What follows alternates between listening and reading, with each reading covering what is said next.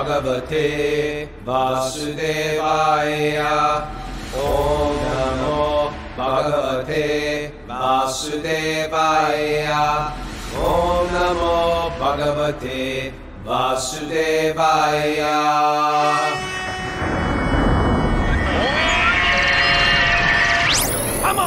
Live from Super Soul Farm, this is Wisdom of the Sages, your daily yoga podcast, with your host Raghunath and co-host and senior educator at the Bhakti Center, Kaustubha Das. Welcome to our show. This is a live reading from the Srimad Bhagavatam, one of the ancient texts on Bhakti Yoga, or how to understand the spiritual self in the material world, and therefore how to find more joy in the material world. Why? Because we're actually spiritual beings. And therefore, by connecting with our spiritual self, you'll actually be able to be more peaceful. In the material world, considering ourselves a material being, we get lost because we're not material beings. So we try to run around the material world like a chicken with its head cut off, trying madly to enjoy the material world. And people always end up a little sad. So we're trying to connect with how to be connected and therefore joyful. It's different than happiness.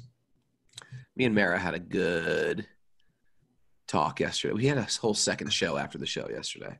Some of the best shows I ever do are after I click that red button and the whole thing's off. And so, but today is a special day. It's Thursday, which is our question day. So we have a whole list of questions people have asked. If you're listening to on Zoom, we have a whole Zoom group that does this live every day. We have 66 people live on Zoom. If you're listening on Apple Podcasts, you can also join our Zoom group, but you have to write Mara, our executive director, at wisdomofthesages108@gmail.com, wisdomofthesages@gmail.com, or any wisdomofthesages108@gmail.com. wisdomofthesages108@gmail.com. Did I not say that? You said it the first time, but not the second time. Forgive me. wisdomofthesages108@gmail.com. Even if you have questions for next Thursdays, there's a lot of this stuff brings up a lot of questions. But one thing I can say is, for me in my life, and I think a lot of people will agree with me who's been in this game for a little while, that when you turn towards Vedic teachings, a lot of the blanks get filled in. A lot of your questions, your deeper questions. Why? It was like the hub of spiritual life for the entire world, really. It was a very, very sophisticated way to approach spirit, metaphysics, mysticism. The whole world turned to India. And it's not just like there's a few letters, a few books. It's canons of literature on all types of incredibly interesting and deep information about how to be in this world, but not of this world. And not only that, it's still relevant and still practical. And that's what sort of the goal of this show is, make this stuff come to life. So let's dive right into this. What do you say, Kaustubha? Go through our questions? Yeah, so now you're saying this is our new thing then. Every Thursday we'll take questions. Yeah? I think it's a good thing. Thursday's question day. Okay, and then what I would say is you mentioned that you write to Wisdom of the Sages 108, but I'm getting not that it's not appreciated, but I'm getting questions from all different directions. Like I'm getting them on Instagram. There's too many ways to get messages nowadays. Yeah. So we're going to have to bring it back. All you get is a dial phone. That's it. That's the only way you can leave a message now. But for best to write it, to take your questions and write them to the Wisdom of the Sages 108. Kudos to Mara for nicely compiling all these questions, pulling them all together. Yeah, it was nice. She put it all together in one PDF. You remember before there was you could leave messages when the phone would just ring and be like, no one's home, click, or the phone is busy, click. That was it. There was the busy signal. It was like a whole nother world. And if you called during dinner, my father would be like, don't pick up the phone. Yeah, that was the rule. That was the rule. No picking up the phone during dinner. Yeah, we live in a world, thousands of ways to get WhatsApp, Skype, Messenger, Facebook Messenger. Yeah. Painful. It's overwhelming. Emails are so old school. They're so like 2010. All right. You got the You got the questions, Prabhu? I do. All right. We'll start. Let's see. How can I? We have a question from Akiko G. I don't know if Akiko's with us this morning. She's a Zoomer. But it's simple, straightforward, nice, short question. What does complete forgiveness look and feel like? Just going to let you field that one. Are you? Okay. Well, you know, it was when I thought about this question, I thought, you know, and let me ask you a question, Raghu. What does forgiveness mean? Forgiveness to me means someone's taken something from you, and you are pardoning their debt. Something they probably can never repay. They've taken your wealth. They've taken your innocence. They've taken your sort of serenity. They've taken something in your life from you, and you can't get that thing back, and you want it back, and you sit with this. You sit with this like burning resentment where I want to get. It's unfair. I've been mistreated. I want that back. And forgiveness to me means you pardon that debt. You owe me nothing any longer. And it also means to me you don't necessarily have to re-enter a relationship with that person any longer. That person might even have to go to prison for what that person has done. But it just means, like, as far as you're concerned, you've pardoned the debt. Mm-hmm. So it means the relinquishing of all resentment. Okay, right there. That's actually the dictionary definition that I pulled up. Ooh, I'm writing me and Merriam-Webster. Woohoo! Yeah, I know it's Merriam-Webster. It's one of these dictionaries. But it says to stop feeling angry or resentful towards someone for an offense, flaw, or mistake. Right. I always thought of it more as like where you started, the pardoning. Like, I'm going to you, I need you to pardon me for this thing. Okay, you're pardoned. But, you know, really it's about this stop feeling angry or resentful towards someone. It's letting go of one's own. You know, sometimes the question is asked, like, can you forgive someone who's not sorry? But certainly according to this definition, you can. Even if they're not sorry, you can stop feeling resentful. Forgiveness is for you. It's not for them. That's the point that I was getting at, right? Now, there was this Buddhist philosopher, did a little research here, by the name of Buddhaghosa. Good name. Yeah, from the 5th century. That's like a Krishna devotee who gets a name like Krishnanam. Buddhaghosa. It's like, they gave the name Buddha something. That's great. Well, you know, I think because of this, that this quote is often, the quote that I'm about to share is often accredited to Buddha himself, but it's not actually. It's from Buddhaghosa, at least according to the research that I did. Or sometimes Christians name their kids Jesus, like in Mexico. There's a lot of, no, not in America. No one names their kid Jesus in America. Or the equivalent would be to name him Jesus in America. I know. That's what I'm saying. It's like naming Buddhaghosa or Krishnanam. It's like naming your kid. No one names their kid Jesus in America. It's a Mexican thing or a Latin American thing. Jesus. There was a baseball player called Jesus something. But you might know that because forgive my tangent here. It's like calling your child Prabhupada. Okay, going on. So Buddhaghosa said that he had this statement that it's like anger is like when you pick up a burning coal that you intend to throw it at the person that's offended you. But really what happens is you get burned. Yeah, that's a good one. And so that's the fact that like forgiveness is really necessary for our own spiritual practice. We're does forgiveness mean I'm giving something to the person that's caused this offense or whatever, you know, however we want to characterize it. I don't necessarily feel like giving that but there's a selfish motive, you could say, you know, like a positive selfish motive to forgiveness is that it actually frees you of the anger that is burning you and preventing you from going deeper into spiritual life. Now the example that I thought of complete forgiveness from Bhagavatam is an incredible story about this King Prithu, you know, he'll come up in the 4th canto. He's like this very ideal king.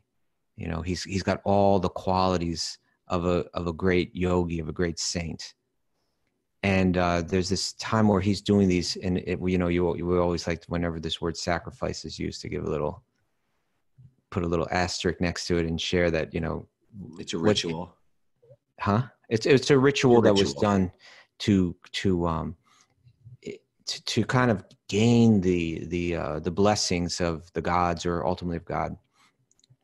And the way that, and it was considered that if you could perform this ritual, that it would bring auspiciousness, bring a lot of good things to the people, to the kingdom. And so he was going to do 100 of these rituals with a horse. And the idea was that through this ritual, they could take an old horse, and the horse would come out with a new body, like a young body. And so it's considered very difficult to perform this ritual. I would love to see this thing. I know, right? It's like, you always hear it slightly explained, but like, what does it actually mean? He's going to become like a pony? He's going to become like a little colt? Or does he just have a newer coat? Like, what do you actually mean by this? He gets a new body, a different color. Okay. Right? Didn't that thing ever drive you crazy? Like, what do they mean? It never drove me crazy. I suppose I thought about it a little bit. It drove me insane. A horse sacrifice. Well, someday I think your desire will be fulfilled. We got to change that word sacrifice. It just, I'm not. Not that I'm a Sanskrit pundit or anything, but horse sacrifice sounds almost like a Santeria. We're gonna. Yeah. Maybe we should call it the horse samskara. How about the horse ritual? Horse ritual. Okay, they were doing the horse ritual, okay. And so he was gonna. It's really hard even to pull off one horse ritual.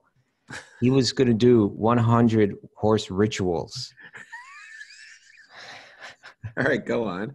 And so, but in doing so, he was going to best King Indra, who had done 99. Oh yeah. Okay. And so, like, everybody's gathered there for, like, all the sages and all the, devas, the different demigods are there to check it out, because this is like a big thing, And what happens is Indra, he has this fear, and Indra becomes a fascinating character throughout the Bhagavatam. He's situated in the highest level of material success. But we see that even he becomes, in different times, plagued with fear, or, fear that he's going to lose his position, fear that this person is going to top him by doing these horse rituals. And so he disguises himself as like a sadhu, and then he steals the last horse. That old trick. They all steal the horse trick. And so he gets caught, he gets busted, he gets embarrassed, and then he kind of walks off with his tail between his legs, and they start to do the ritual again. And as they're about to do it, he steals the horse again. So he gets captured. Imagine the embarrassment. Imagine the embarrassment of stealing anything and getting caught. It's like, oh man, what? But I'm King Indra. Especially for Indra.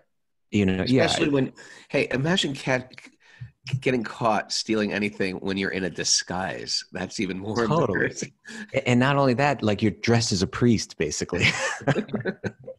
Like, I dressed myself up as a priest. I went in the store. I did some shoplifting. I got busted.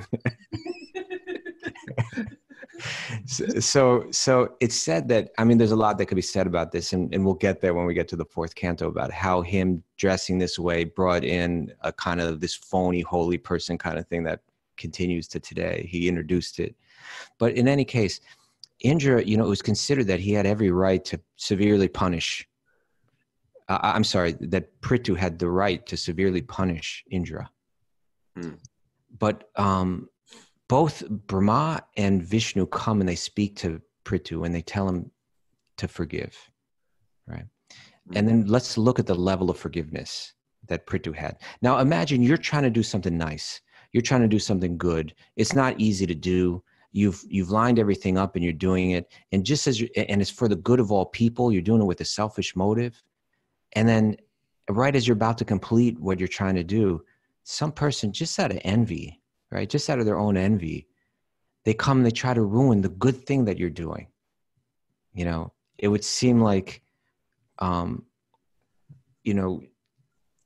have every right to be angry, but we see that he lets go of all, and rather than, even when they showed up, Brahma and Vishnu, they didn't say, okay, Indra, apologize right now. This is so bad what you've done. They actually turned to Prithu and they said, forgive him, right? And you could be like, well, shouldn't he be saying, like, well, hold it. Shouldn't he be?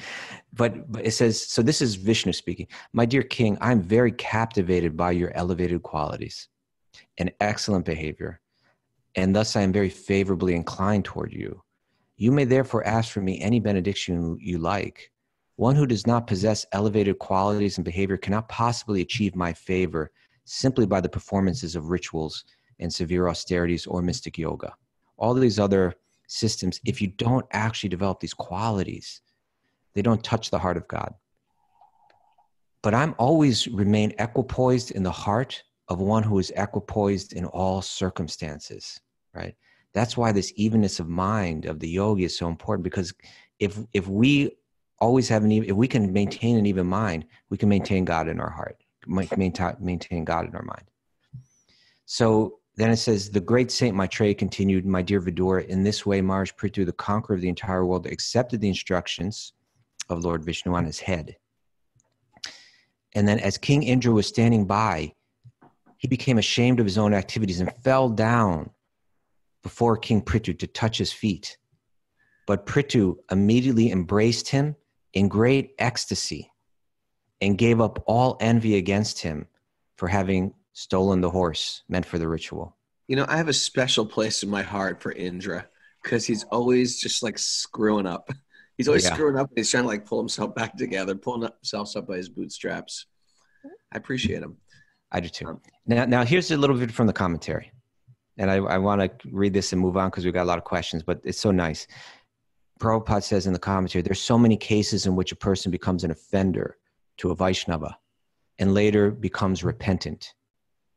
Here also we find that although the king of heaven, Indra, was so powerful that he accompanied Lord Vishnu, he himself, he felt himself a great offender for stealing Prithu Maharaj's horse that was meant for the ritual.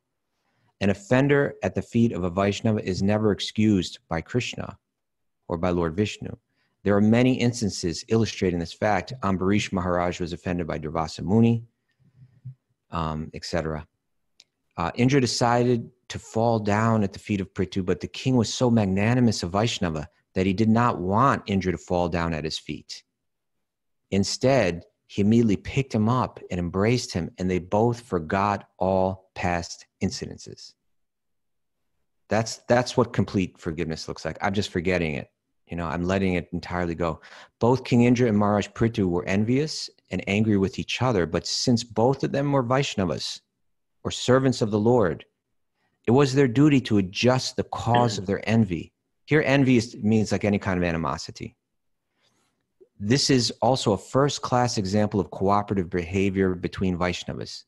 In the present day, however, people are not Vaishnavas. They fight perpetually among one another and are vanquished without finishing the mission of human life, right? We can't finish the mission of human life if we're maintaining this anger towards another. So forgiveness means I let go of it all. We should understand that we are off our spiritual path if we're harboring resentment. There you go. And that should be a red flag to even, just like if it says zeros, if my tires are flat, you don't even try going forward. Your tires are flat. If you're holding on to this resentment, you're not going to go anywhere in your spiritual life. You got to immediately deal with that. This is like our urgent thing. And we got to slowly break it down. Why am I resentful? What was my role in this?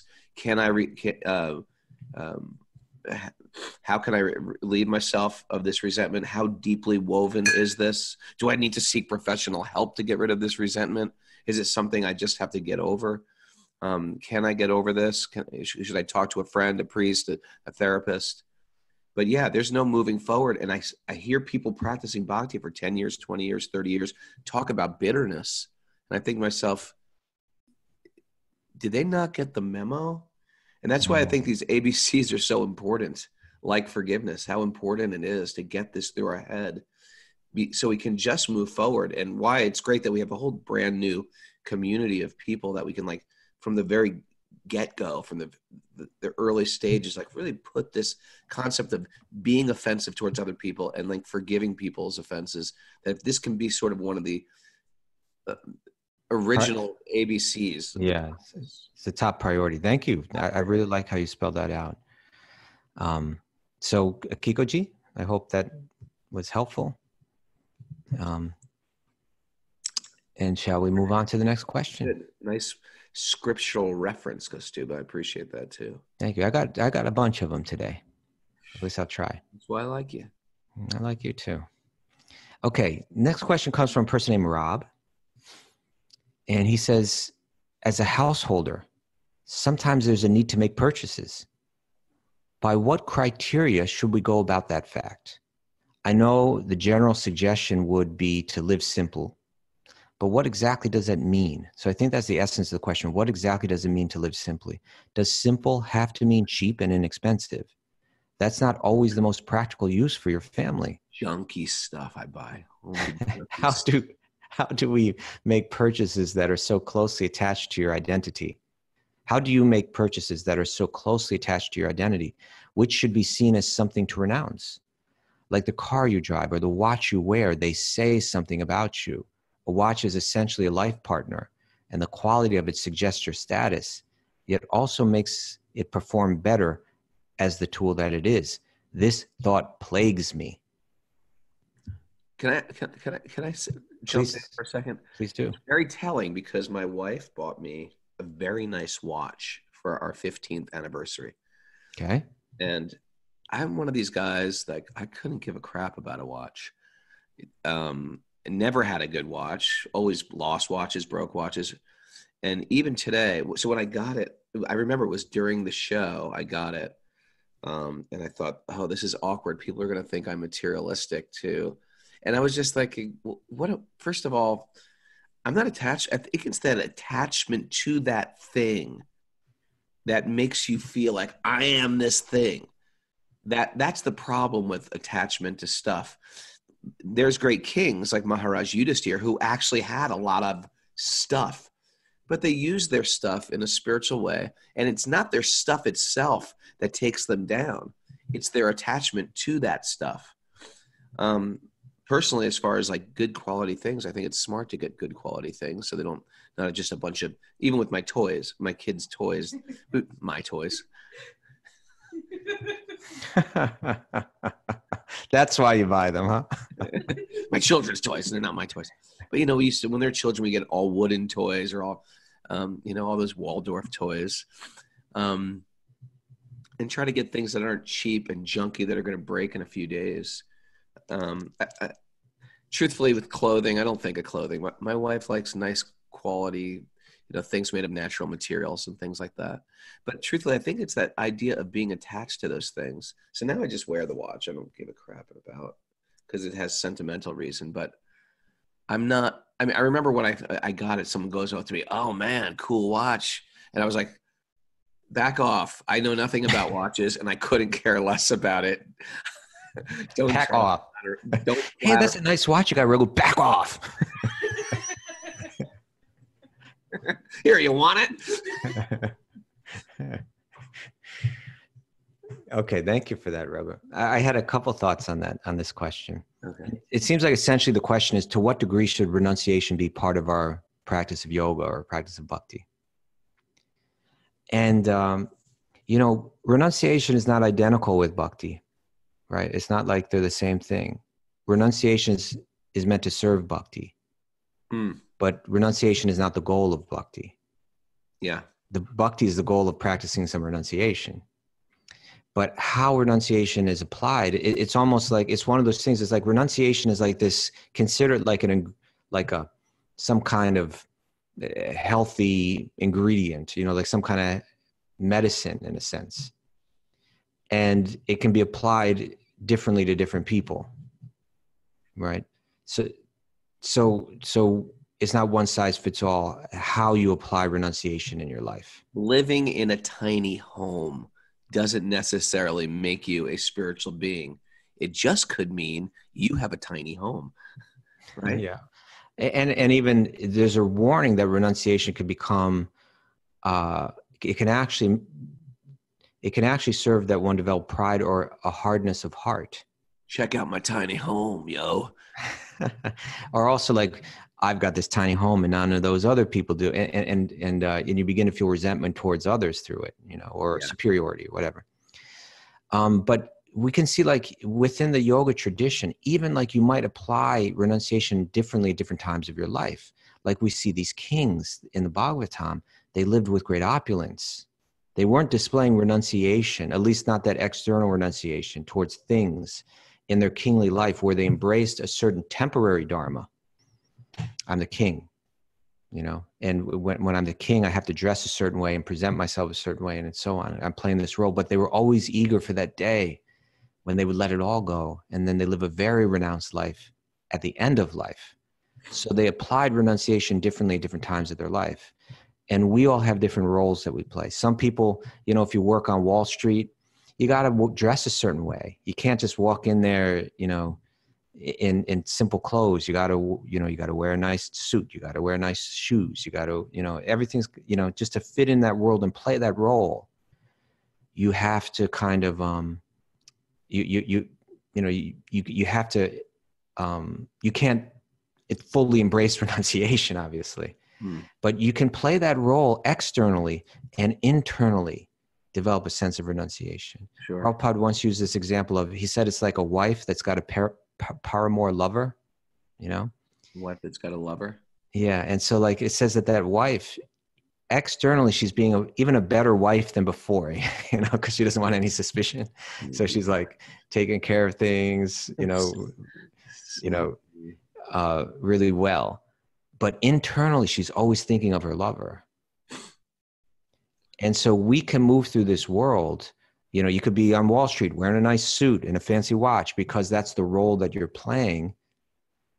But internally, you could become very renounced. Just like you're saying, I'm actually not attached to this watch and looking fancy or whatever. I'm wearing it because of my connection to my wife. But, so how, first of all, Rob was saying he feels plagued by this. No need to feel plagued. What you need to do is you need to establish what's going to be my level of renunciation.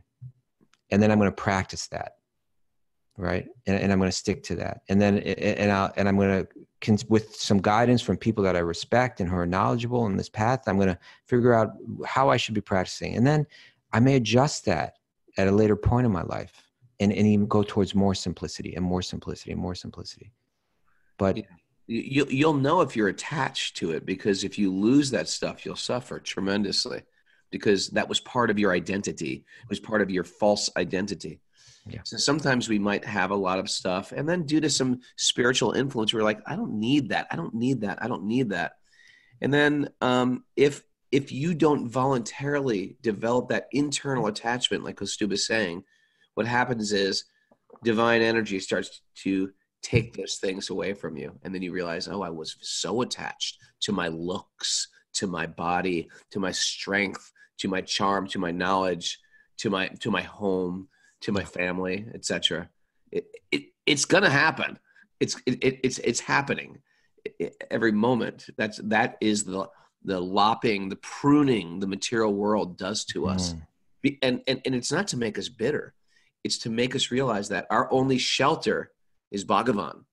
I was taking shelter of my good looks, I was using my good looks as my currency in this world, or I was using my strength, my intelligence as my currency. I was using my Amex Platinum card as my currency to get by in this world, and it's not us. And therefore, if you're sincere, who was I talking to on the phone? Was that you? Yeah.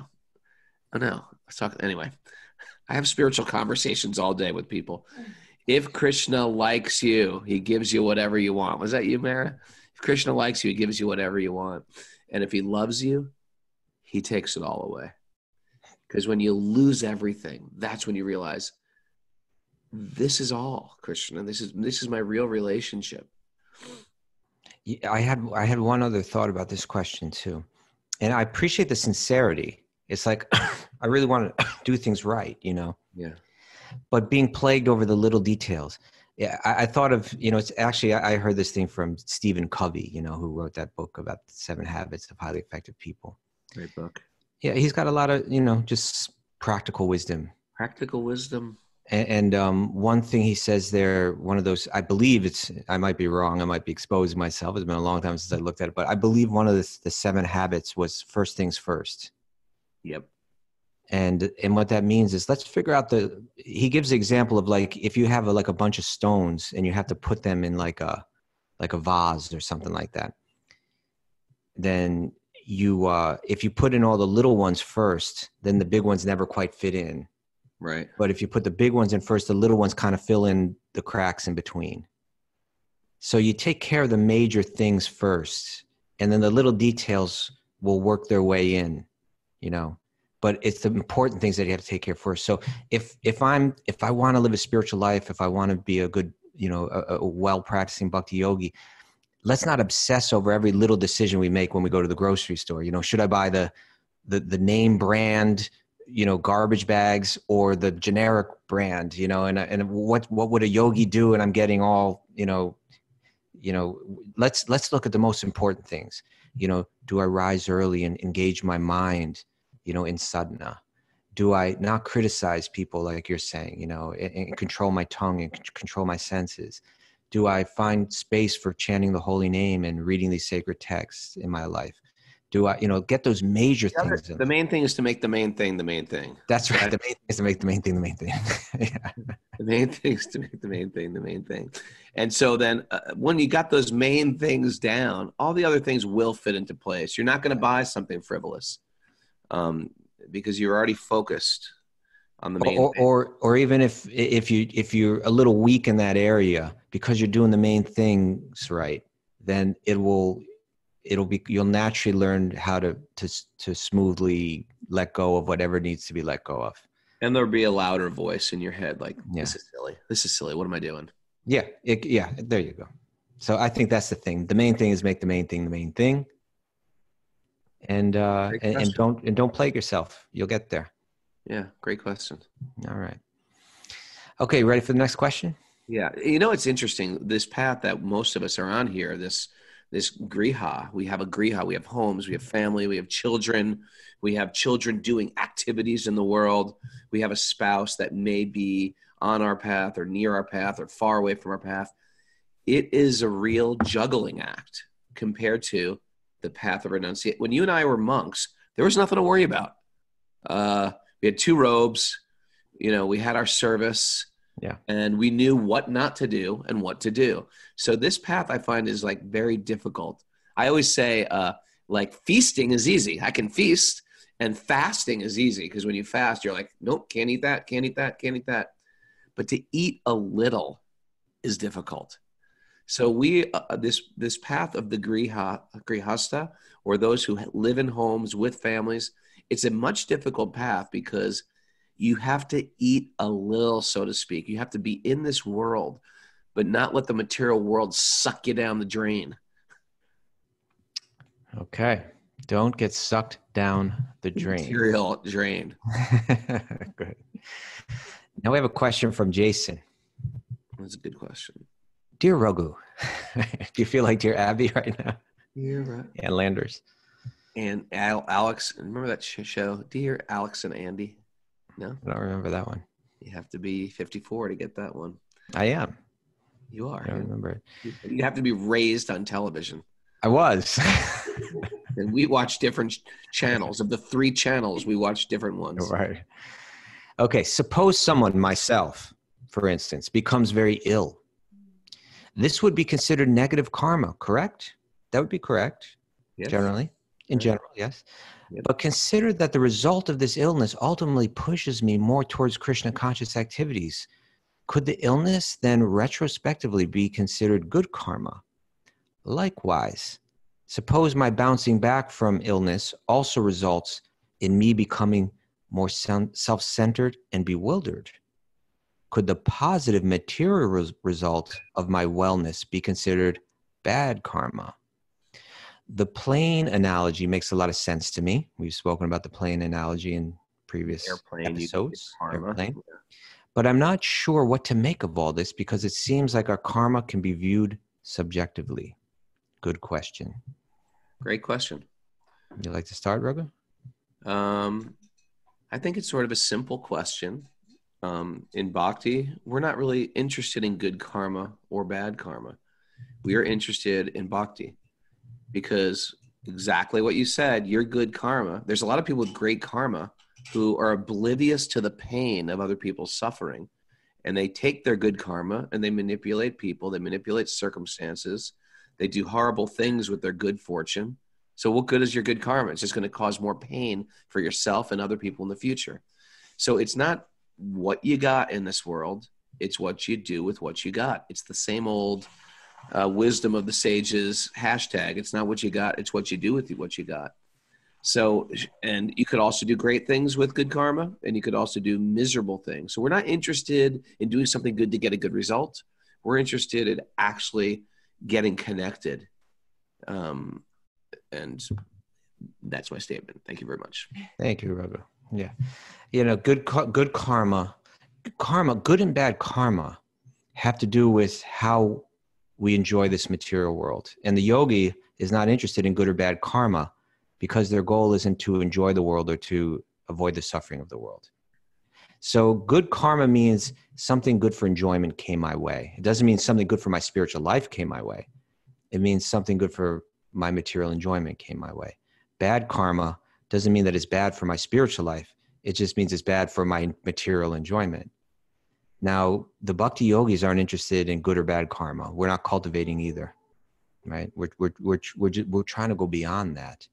So I think as Jason is implying here, I think his insight is a good one, that just because nice things are happening to me, that's not necessarily good for my spiritual life. And even difficult things are happening to me, that actually might help my spiritual life. It could be used, it could be seen as a impetus to go deeper into my spiritual life. And the fact is the bhakti yogi sees both good and bad karma, or you could say good and bad, pleasurable and painful experiences. They see them as all good for their spiritual life. And that's the art of moving through the material world, is to learn how to take it all in and let it all be an impetus for spiritual life. And what this reminded me of course, was something that we read recently, which was when Narada was just a 5-year-old boy and his mother got bit by a snake. He was left all alone. But because he had heard the wisdom of the sages, right, who had visited his home, and he had served them for 4 months and had heard so much of their wisdom, he saw it this way, and I'll just read a couple of verses.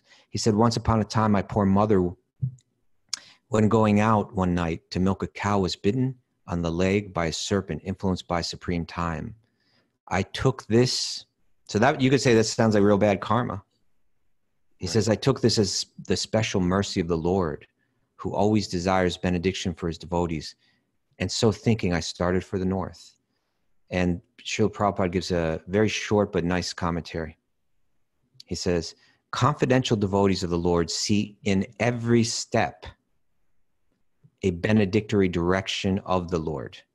Right? At every step, good karma, something pleasant comes my way, I see it as a benediction of the Lord. Thank you, Lord. Thank you, Lord. Something more difficult or painful comes my way, I also see it as the benediction of the Lord. At every step, I see it as the benediction. What is considered to be an odd or difficult moment in the mundane sense is accepted as special mercy of the Lord. Mundane prosperity is a kind of material fever, and by the grace of the Lord, the temperature of this material fever is gradually diminished, and spiritual health is obtained step by step. Mundane people misunderstand it, right? Yeah, beautiful. So the bhakti yogi, they're not trying to cultivate good karma. They're not trying to avoid bad karma. They're simply serving. And whether things come my way that are pleasant or painful, I accept them and I use them as an impetus to deepen my commitment. Everybody, since I did the Joe Rogan show and I mentioned astrology, I've been getting so many letters. Do you know a good astrologer? Do you know a good astrologer? Yeah. I found that in my time and studying all of this stuff, that and seeing people's astrological charts, etc. Your astrology chart, which seems sort of like a random map of what's going on in your life, It's actually a type of medicine for us.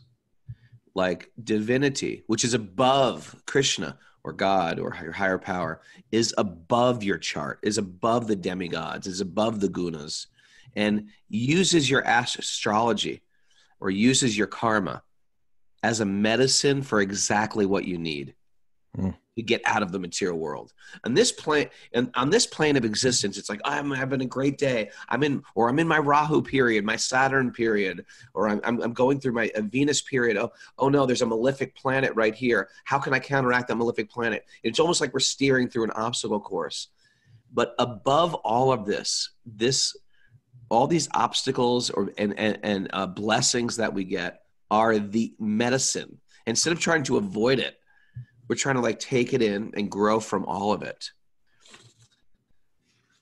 I mean, what do you think, Kaustubh? I mean, should we be wearing, it's a very common thing. Ask Aravind and a DTG. You see every man in India has hands of jewels because on their hands are all different stones counteracting malefic planets. You know, next time, if you're unfamiliar with that, next time you see an Indian man, gentleman, you look at their hands. They all have different jewels on it, and it's not a random jewel. Just like a king would have a crown, and the jewels were not random. The jewels on the crown all had to do with their astrology, because it would give them some extra benefit in war, extra benefit in being a minister or making decisions, or like Arjuna on the sword. You'd have jewels on the sword that would assist you in battle. So do we use these things, or do we say, you know what, I'm just going to trust? Okay, that's another question, but it's a really good one, I think. And this is my experience. Those bhakti yogis that I really respect, that I see really are deep and have, and in my opinion, have really understood this message and have understood how to live and so on, they don't get too caught up in the astrology, right? They might apply it in some certain circumstance because they feel it might help their service. There you go. That hey, if you know some trusted astrologer or doctor has said, hey, for the ailment, the physical ailment that you have, it would actually be helpful for you to like wear this stone, yellow sapphire. Yeah, well, whatever, and that's going to make it that's going to help you serve. It's going to help my service. Okay, I'll take it on, but it's not like they're trying to adjust every material thing through their astrological, through a stone or through a yantra. Otherwise, it's like this metaphysical whack-a-mole where you're trying to like, I got to counteract that planet. Okay, I'm coming into this period. Get ready. I got to do these pujas and yagas. It's almost like, come on. Yeah, so wise people, it's not that they don't believe in astrology. One, there's so many astrologers out there, they may or may not know what they're talking about. So that's one issue. But the other is, it's not like I'm trying to adjust the material world to suit my material needs. I'm trying to serve. Now, if you can convince me that without getting too caught up in it, I can make a little adjustment that's going to help me serve, I'll consider it. You know, if I'm going to get married, I might look at the astrological charts just to make sure there's not some huge red flag there, right? But I'm not going to get too caught up in astrology. You know, it can be helpful. Some of you, as soon as Kaustubh said that, like, oh, you mean we should have got our astrological readings done before we got married? Too late.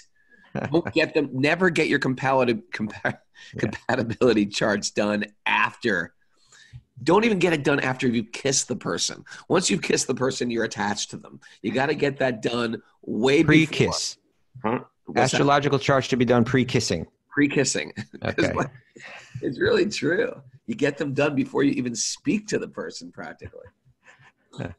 So yeah, I don't want to put that. Did you get yours done? Your yeah, sure. With your wife. Yeah. If Kaustubh is like the most compatible with his wife, it's almost like ridiculous. I think she's just the compatible one, and I just. You're almost like the same person. You're like the same person. We're different, but she's easy to get along with. But you know, actually, it you know kind of nailed it perfectly. You know, it showed a strong compatibility, and it said that she would have health issues, and that's exactly what's happened. You know, I've turned towards Briggs-Myers tests I found them incredibly accurate. Me and my wife are doing this. I'm like, now I know all about my wife just from everything I was upset with her about. Oh, I get it. It's her Briggs-Myers test. I totally get her personality type now. Okay. So in any case, astrology has its role in life. It can be helpful in certain, but devotees, they're not too caught up in it, and they use it for their service, not to try to make the material world a perfect place. Yeah. That's my conclusion on that. But anyway, that was all going back to the original question was like good and bad karma. Yeah, nice things that happen in our life, they can draw us away from our spiritual life, and difficult things can direct us more towards going deeper. But a devotee is going to try to learn how to make good or bad karma, use it towards their advantage in their spiritual practice. Thank you. Thank you. Good question. Jason and Raghu. Okay. We have time for another one. Shall we hit it? Yeah, please. I just listened to, this is coming from Charlie. I just listened to episode number 37, and there was a mention of death. I was wondering if you could tell me the goal of the Krishna devotee at the time of death. In Buddhism, as you know, the goal is to become enlightened and stop rebirths into samsara. Is this the same in your religion? I'm unsure, since you believe in a creator, why Buddhism doesn't follow that philosophy. Buddha is just a regular being who discovered the truth and taught it to his followers. I ask this so I can have a better understanding of your podcast teachings. Good question. Okay. How about a good answer? We have none. Sorry, Charlie. We're clueless on this one. Stumped us. Want to go? You want me to take it? Yeah, take it. Start it off. Well, there's a famous statement in Bhagavatam. It's in the first chapter of the second canto. And this phrase comes up, Ante Narayana Smriti, that the goal at the end, at the end, is Smriti, to remember Lord Narayana. So the Bhakti Yogi is trying to remember God at the end of life. Here's a couple verses. This is because the question that was asked by King Parikshit, who was the king that was going to die in 7 days, is what is the duty of a person who's about to die? How are you supposed to spend your time? Right. How are you supposed to prepare yourself for that final moment? And so this was part of that answer from Shukadeva Goswami. He said, O descendant of King Bharat, meaning King Parikshit, one who desires to be free from all miseries must hear about, glorify, and also remember the personality of Godhead, who is the super soul, the Paramatma, the controller and the savior from all miseries, the highest perfection of human life, achieved either by complete knowledge, jnana, complete knowledge of matter and spirit, by practice of mystic powers, yoga, or by the perfect discharge of occupational duties, karma yoga. The goal, the highest perfection of human life, through any of these, is to remember the personality of Godhead at the end of life. Ante Narayana Smriti. Now, Srila Prabhupada shares a little bit here. Let's see. It's not a real long purport. We have time to read it. Narayan is the transcendental personality of Godhead beyond the material creation. Narayana means Lord Vishnu and ultimately Lord Krishna. So Charlie mentioned a creator. So what this is saying is Narayana is the transcendental personality beyond the material creation. Everything that is created, sustained, and at the end annihilated is within the compass of the Mahatattva, the material energy, and is known as the material world. The existence of Narayana, or the personality of Godhead, is not within the jurisdiction of this material energy. And as such, the name, form, attributes, etc. of Narayana are beyond the jurisdiction of this material world. So he's saying that beyond that, if we can remember God at the end of life, we can transcend the material world and connect with a person who has qualities that are spiritual, who's beyond time, beyond the gunas, beyond the influence of material energy. By the speculation of empiric philosophy, which discerns matter from spirit, or by cultivation of mystic powers, jnana, now yoga, which ultimately helps the performer to reach any planet in the universe or beyond the universe, or by discharge of religious duties, one can achieve the highest perfection, provided one is able to reach the stage of remembrance of Narayan, Narayan Smriti, or constant remembrance of the personality of Godhead. This is possible only by the association of a pure devotee who can give now this is the point that I really thought was interesting. He says, this is possible only by the association of a pure devotee who can give a finishing touch to the transcendental activities of the Gyanis, Yogis, or Karmis in terms of prescribed duties defined in Scripture. So when the mention of Buddhism, that most closely aligns with here saying the Gyani, right? I look at the world, I recognize it as a place of suffering, I want to transcend it and become free of suffering. Now, what Prabhupada is saying here is that what Bhakti Yogis believe is that that's all great, and that's all quite an achievement if one could do it, but that a devotee of God can put the finishing touch on that, can say that still there's something more to that the nature of relationship, the nature of love, that these things aren't entirely illusion, that they have a spiritual application. And so that at the end, so we also believe that you can break free of the cycle of samsara. You don't have to come back. If you become free of your material desires, you don't have to come back to live them out in another form, in another birth, in another body. But that rather than it just being in like total peace, the finishing touch is that you can connect with a divine being that's beyond all this in any of a number of varieties of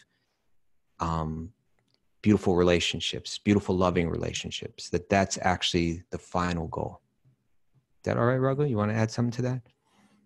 I like it. I think that Buddhism is a beautiful way. If you read the Buddha Sutras, Buddha was coming out of the Vedic culture, 2,200 years ago.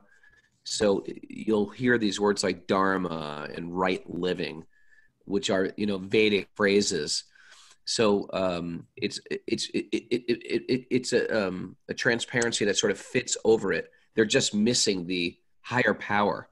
I think at the time, historically, it was sort of like when you have a kid that's just rambunctious and you tell the kid, sit down and be quiet. And so the idea from our understanding of Buddhism, my understanding of Buddhism is that people were not following the Vedas. They're off doing their own thing. They're misinterpreting it. They're being reckless in the name of being religious. We see that all the time in the name of religion. Sure. People do a lot of reckless things. And he was sort of like, he rebirthed or sort of became a reformer of a Vedic tradition and said, listen, okay, you've got everything wrong. Stop studying the Vedas and just be here with yourself. And what about God? What about the deities? What about the gods? Don't think about them. Just meditate upon me. And in the meditating on Buddha or the form of Buddha, and there are schools that meditate on a form of Buddha, they develop some type of liberation. It's in later teachings, the emphasis gets pushed to mindfulness exclusively, and a form of divinity gets pushed away, and you start meditating on a flame or meditating on the tip of your nose. And what happens is you miss the whole spirit element, and you just develop this type of mindfulness, which is useful tools in the world, but it's almost like you're missing the point of where to go with it all. Why am I mindful? Why should I, just so I don't have a bad experience in this world? Why should I control my tongue? Why should I why be compassionate? Because some Buddhists will say things like, well, because so you can realize there's nothing.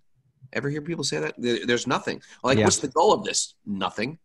To realize you're nothing. Well, if it's all nothing, why am I investing all my time becoming a Buddhist monk, controlling my tongue, controlling my genitals, controlling my thoughts? If it's all nothing, if it's all nothing, let me go out with a chainsaw and start cutting people. If it's nothing, who cares? And the idea is that, well, you don't know it's nothing. All right, well, now I know it's nothing. Then who cares about ethics or morality? So it's not like it's nothing. It's something. It's just not what it appears to be. So in the Bhakti tradition, we have that same idea. Be mindful, but you got to control those passions. Why? Because those passions take us away from our goal. And what's that goal? Ultimately, it's divine. The goal is sweet baby Krishna. Sweet baby Krishna's little lotus feet. Come on, little 8-pound 2 baby Krishna. Anyway. I hope Question Day was fun. Great questions. Keep them coming. And if you want to join our Zoom group, if you're listening on Apple Podcasts, you can write Wisdom of the Sages 108 at gmail.com. Hey, also, I want everybody on Zoom and everybody out there, if you like the podcast, give us a 5-star review on Apple Podcasts. It really helps our rankings. That will mean a lot to us. Join our Patreon community. I'm going to go Sweet Baby Krishna crazy on Patreon. And we're adding more stuff all the time. What does that look like? Raghunath going Sweet Baby Krishna crazy. I don't know. Join Patreon and find out. Patreon.com/Wisdom of the Sages is our online community. It's becoming bigger and bigger, and I'm really grateful, and it's really fun, and it's becoming all-consuming, but that's how I want to be consumed. Here's the deal. It's getting to be a stressful time out there.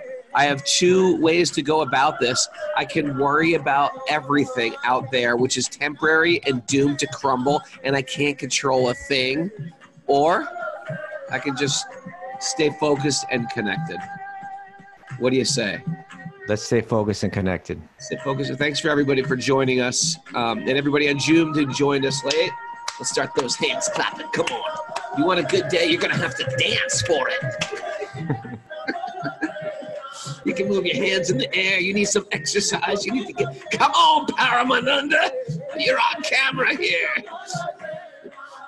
Woo. And all you blackouts who I can't see you, come on. And all you froze faces, I know you're in there somewhere. Oh, but Alice from Italy, Stark, Eric Noble. Say a prayer for Eric Noble. He's feeling sick. And Tom Essig, our assistant, he's a little sick too. We got to pray for them. Katie Bell, our note taker, thank you for joining us. Carlo, the coach, Surya G. And we got Surya and Surya G. Lauren Carmen, Jiva, Jamuna Jaya, all these people who joined us late in the show. We got Ethan, Isabel's son. Isabel's son. Nice Ethan, to see you, man. I met him the other day. Jai Shri Krishna Bolo Jai Radhe.